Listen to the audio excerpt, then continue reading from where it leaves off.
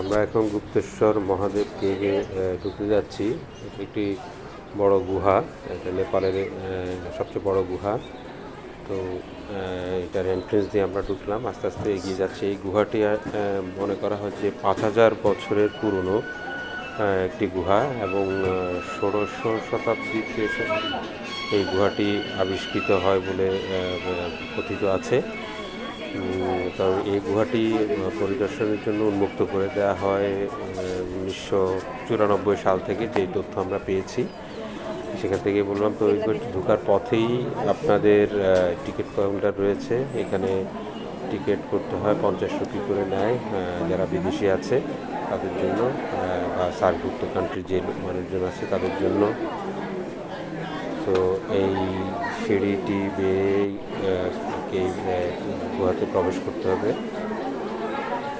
আমরা আস্তে আস্তে এগিয়ে যাচ্ছি গুহার দিকে।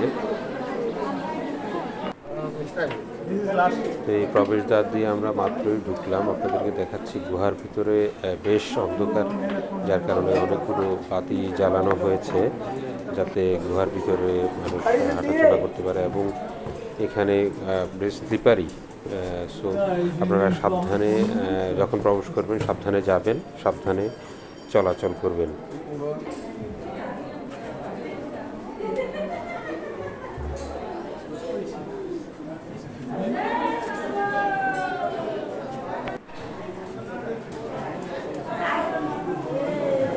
কিছু কিছু জায়গা আছে বেশ সংকীর্ণ, যেখান দিয়ে চলাচল করার সময় খুব সাবধানে চলাচল করতে হয়, না হলে দুর্ঘটনা ঘটার সম্ভাবনা রয়েছে।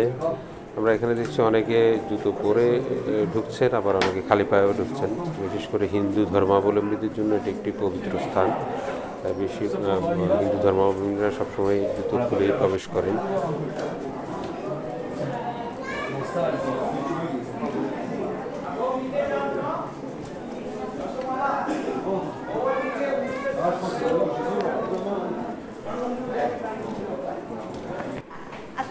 এইখানে যে মন্দির দেখতে পাচ্ছেন এটি শিবের মন্দির।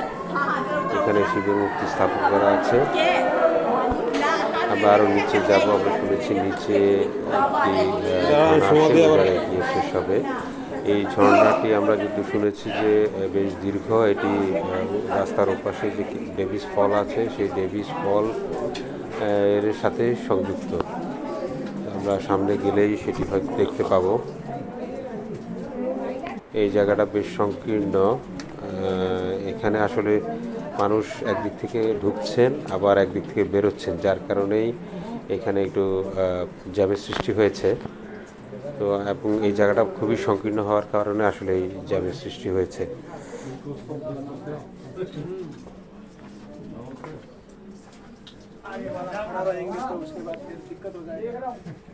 सिंगल लेन में चलेंगे तभी जा पाएंगे। आगे वाला खड़ा रहेगा, उसके बाद दो चल पाएंगे। Ça combe. Non, c'est un portail. Et tu te la sors après. Gare boire matin. Oh, चलिए चलिए आगे वाला जल्दी जल्दी।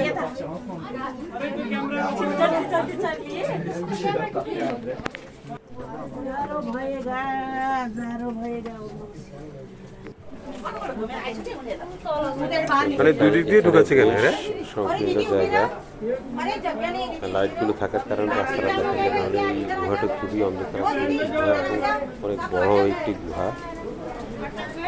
তো যারা নেপাল আসবেন চেষ্টা করবেন এই গুহাটি দেখে যাওয়ার জন্য। বেশ থ্রিলিং একটা জায়গা, সুন্দর জায়গা।